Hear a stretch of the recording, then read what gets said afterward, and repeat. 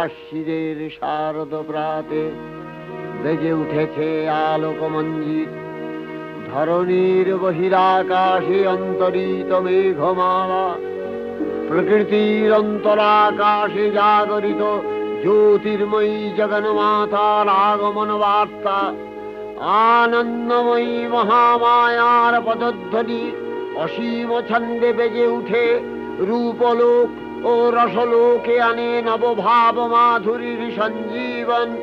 তাই আনন্দিতা শ্যামলী মাতৃকার চিন্ময়ীকে মৃন্ময়ীতে আবাহন।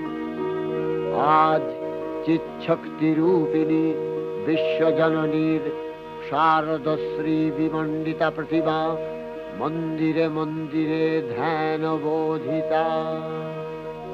সিংহস্থা শশিশেখর